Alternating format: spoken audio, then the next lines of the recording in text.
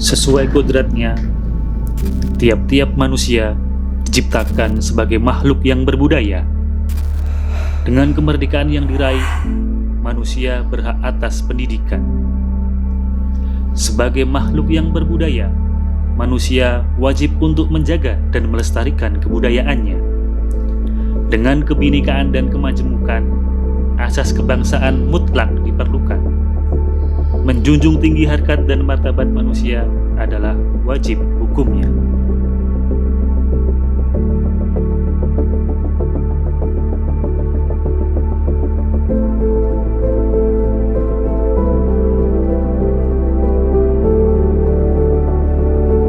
Usaha pendirian lembaga pendidikan tinggi di Yogyakarta berdasar pada kebutuhan akan perlunya mendirikan Universitas Nasional milik bangsa Indonesia. Tonggak sejarah dalam dunia pendidikan tinggi nasional Republik Indonesia tercatat pada tanggal 19 Desember 1949.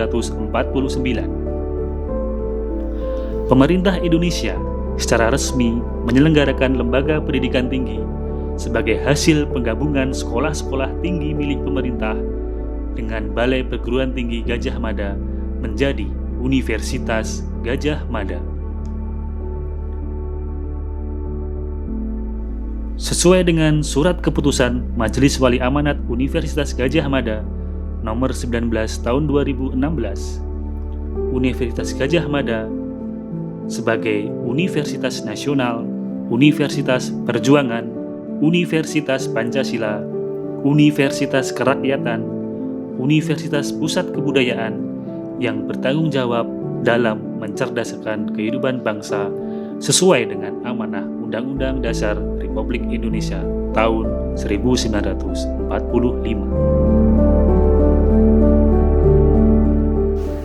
Oke, baik. Jadi memori bangsa itu merupakan memori kolektif. Sebenarnya tidak hanya bangsa, tapi etnis dan seterusnya itu mempunyai memori kolektif. Dan satu hal yang penting, sejak UGM berdiri sampai sekarang, sumbangsih terhadap perjalanan sejarah bangsa itu sangat besar karena tokoh-tokoh pendirinya juga merupakan tokoh-tokoh nasional. Dan memori bangsa juga terkait dengan identitas bangsa itu sendiri. Oleh karena itu, di sini peran UGM dapat dilihat dari bagaimana UGM menyelamatkan memori kolektif bangsa dalam bentuk arsip, ya, baik itu arsip konvensional maupun arsip bentuk khusus disimpan di UGM. Nah, itu salah satu peran ikut menyelamatkan memori kolektif bangsa tersebut, itu yang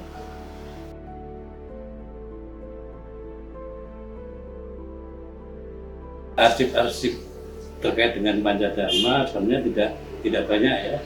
Beberapa yang saya lihat yaitu yang paling banyak arsip foto, ya, dari arsip foto tentang gedung Pancadharma dan arsip tekstualnya sedikit, tetapi clipping koran itu banyak yang membicarakan yang tentang gedung Pancadharma itu. Jadi ya memang tidak banyak koleksi arsip yang terkait dengan gedung Pancadharma yang disimpan di arsip UGM.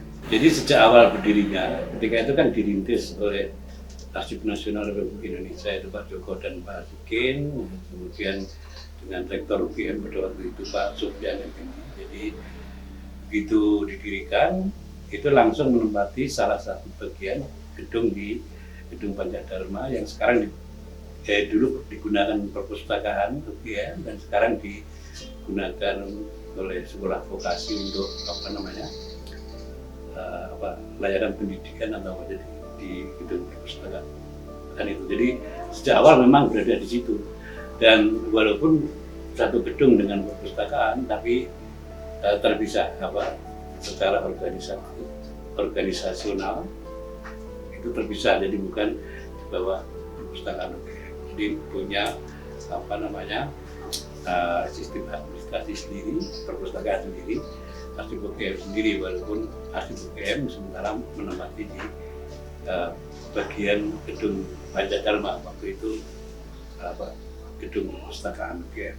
Koleksi arsip atau kasana arsip UGM cukup lengkap ya untuk pengembangan ilmu pengetahuan untuk dijadikan sumber untuk penelitian apapun banyak di sana. Tentu jadi kebetulan saya menjadi bagian dari pendirian lembaga arsip UGM. Jadi bahkan yang mengkonsep pertama itu saya, termasuk struktur organisasi, fungsi dan seterusnya. Nah, dulu itu saya bayangkan bahwa Universitas Kait UGM itu seperti yang dikembangkan di beberapa perguruan tinggi terkenal seperti Cornell dan seterusnya. Walaupun kemudian lembaga UGM itu diintegrasikan dengan library perpustakaan, tetapi pengembangan arsip UGM sendiri itu saya lihat menjadi menuju ke center of excellence, menjadi pusat semacam pusat riset yang terintegrasi juga tergabung dengan perpustakaan. Jadi itu sebenarnya konsep yang harus dikembangkan di sana, tapi saya tidak tahu persis. Jadi gabung nanti museum, perpustakaan dan arsip menjadi bagian integral di jantung perguruan tinggi sebagai pusat riset itu sebenarnya.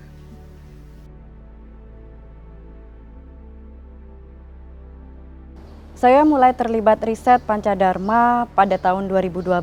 Pada saat itu membantu penelitian kolaborasi dosen dan mahasiswa, ketuanya Pak Waluyo, dengan teman mahasiswa Wendah Tri Yunisa dan Ferry Mardianto. Setelah itu, tahun berikutnya saya ikut di penelitian tentang Gedung Pancadharma dengan teman-teman dari Arsip UGM, ada Pak Mahmud di sana. Pada beberapa kali saya dilibatkan menjadi tim dari pengembangan zona sekolah vokasi. Nah, di sana saya berkesempatan untuk melihat denah-denah bangunan gedung sekolah vokasi sebelum menjadi seperti saat ini. Gedung Pancadharma ini terdiri dari 5 unit.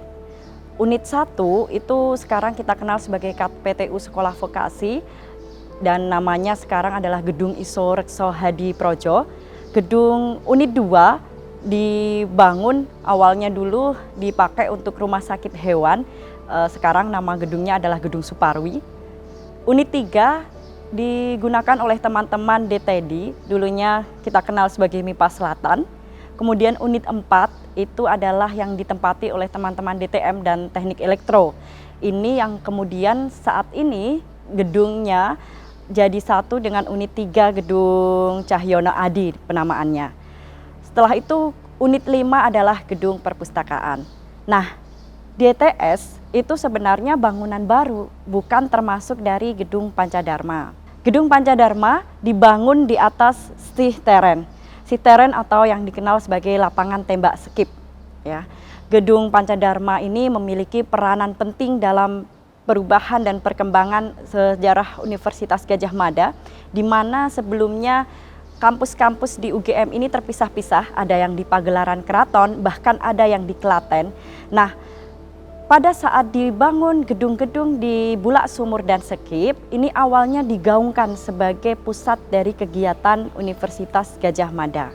Awal pendirian asrama menjadi salah satu yang titik awal dari yang namanya Gedung Pancadharma ini.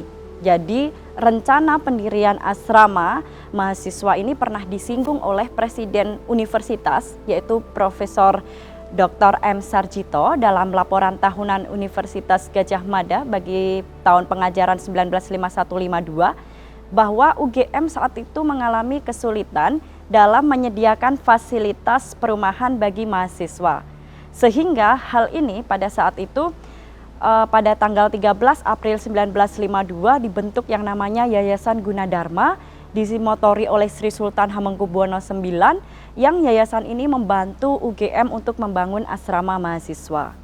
Peranan kedua dari Gedung Pancadharma ini adalah untuk konferensi Kolombo. Kami pernah melakukan wawancara kepada Profesor Sutaryo di Fakultas Kedokteran UGM.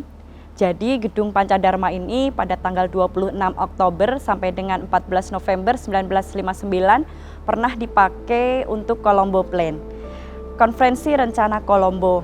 yang dilaksanakan di Yogyakarta, tepatnya di UGM, yaitu di Gedung Pancadharma, atas izin dari Sri Sultan Hamengkubuwono IX yang melibatkan sekitar 150 perwakilan dari 21 negara. Dapat dibayangkan kemudian berapa perwakilan yang kemudian tinggal sementara di sekitar Skip. Hal ini membuat ada beberapa perubahan demikian, sehingga salah satunya yang kita kenal adalah penamaan Jalan Kolombo.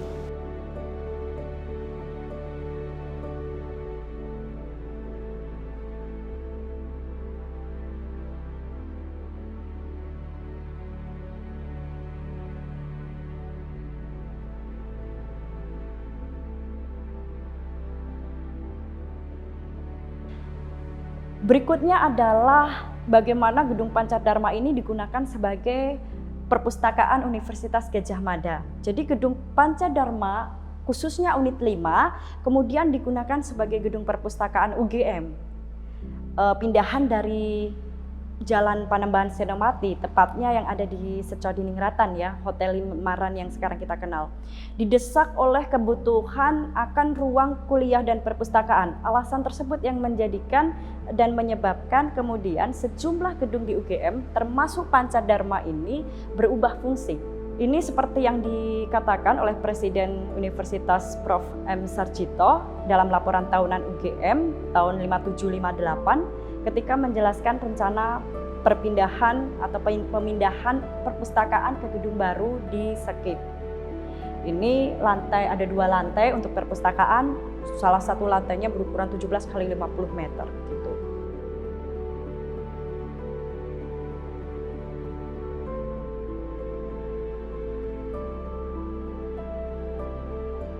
Selain Gedung Pancadharma digunakan sebagai perpustakaan Universitas Gadjah Mada di unit 5, unit 1 kemudian ditempati oleh Fakultas Pertanian dan kemudian ada Fakultas Kehutanan UGM juga mulai menempati gedung di Jalan Pakem saat itu unit 1 Skip Jalan Kaliurang saat ini. Meskipun pada mulanya direncanakan sebagai asrama mahasiswa, kemudian beberapa ruangan unit 1 ditempatkan menjadi ruang kuliah. Gedung Pancadharma kemudian ditempati oleh sekolah vokasi.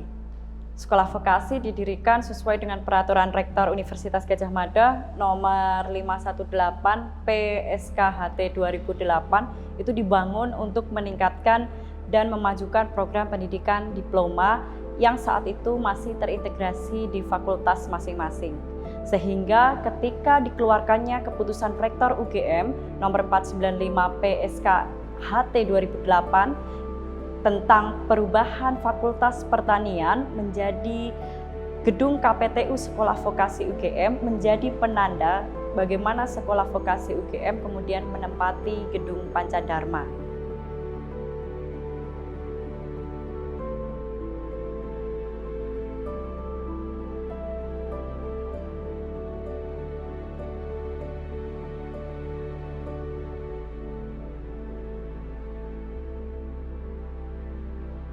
Gedung Pancadharma merupakan salah satu gedung cagar budaya yang menjadi warisan bagi seluruh sivitas akademika Sekolah Vokasi Universitas Gadjah Mada. Tentunya dengan rekam jejaknya dari awal pendirian, menjadi saksi peristiwa sejarah pelaksanaan Kolombo Plan, maka kita patut untuk berbangga berada di sini. Dan sudah semestinya menjadi tanggung jawab kita bersama untuk menjaga dan melestarikan keberadaan Gedung Pancadharma.